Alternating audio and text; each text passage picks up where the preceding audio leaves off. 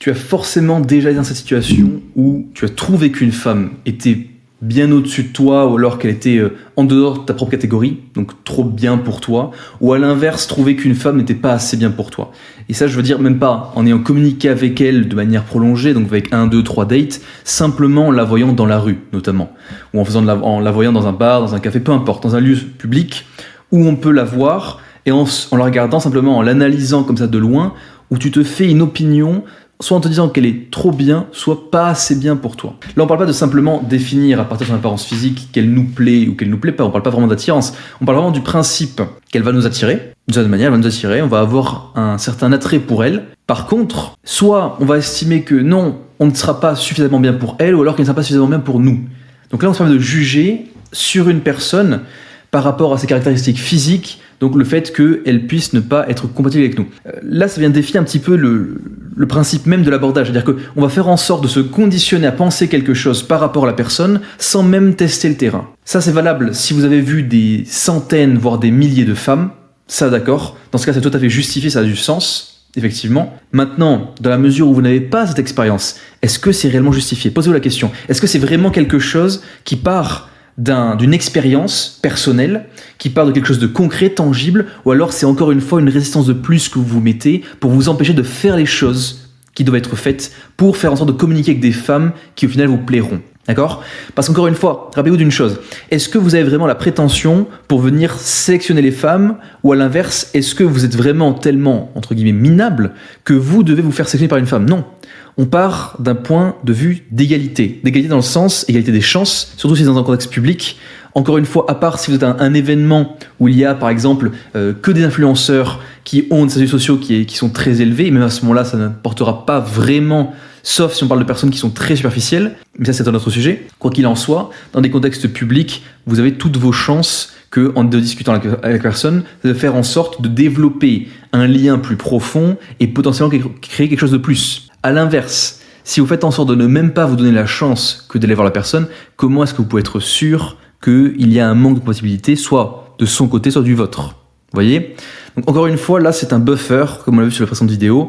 Un buffer, qu'est-ce que c'est ? C'est-à-dire c'est un blocage que votre ego vous met par rapport au fait de faire les choses que vous devez faire pour passer à l'étape suivante. L'étape suivante, c'est quoi ? Imaginons que vous ne voyez aucune femme. Ça serait faire en sorte de voir des femmes, au moins discuter avec elles, vous confronter à la réalité et donc prendre du feedback, positif ou négatif, par rapport à qui vous êtes, comment vous vous tenez, comment vous communiquez, l'énergie que vous transmettez aussi. Et à partir de là, faire en sorte de tirer des conclusions pour pouvoir continuer à vous améliorer et encore plus vous développer dans les relations sociales. Parce que, rappelez-vous, si vous ne vous confrontez pas à la réalité de terrain, vous ne pourrez rien faire. Vous pouvez travailler de votre côté autant que vous voulez. Si vous n'avez pas de feedback de la part d'autrui, vous ne pouvez pas savoir que ce que vous faites est pertinent, juste, ou vous apportera des résultats. Une anecdote que j'ai à ce sujet, c'est que je connais certaines personnes, par le passé notamment, qui, alors qu'on marchait ensemble dans la ville ou quoi, qui, lorsqu'on voyait une femme qui était franchement très attirante, même d'un point de vue standard de beauté, qui était vraiment mignonne, qui ne se donnait pas la peine d'aller la voir, même parfois en justifiant non, elle a quelque chose en trop, il y a quelque chose qui va pas, il y a un manque d'harmonie sur son visage, non, il lui manque quelque chose ou alors elle a quelque chose en trop. Donc là déjà on peut se dire qu'il y a un problème,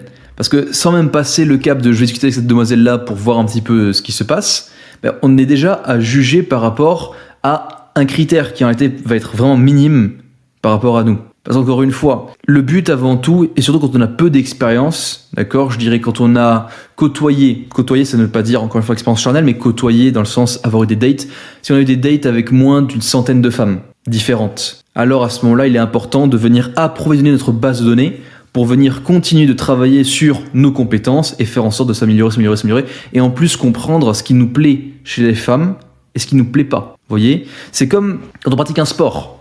Au début, on ne peut pas savoir exactement quelle est la meilleure technique. Là, par exemple, si on parle d'un sport type au football ou au basketball, il y a une approche justement dans la pratique qui nous demande de venir travailler les mêmes mouvements encore et encore et encore.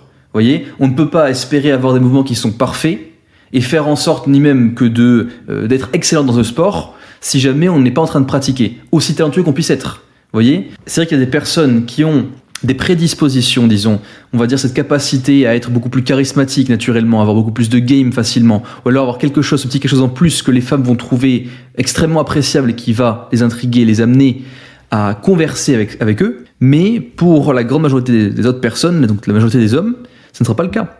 Ce n'est pas le cas.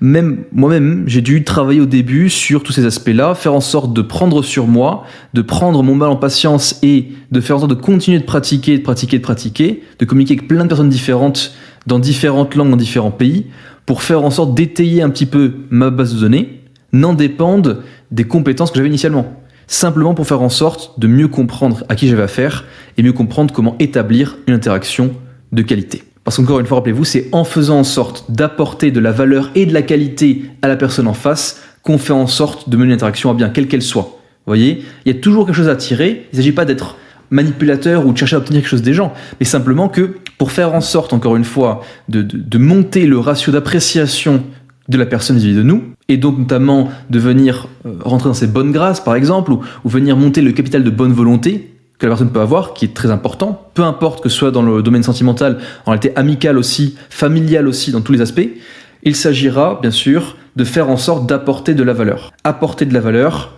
et vous verrez que vous serez récompensé de manière ou d'une autre.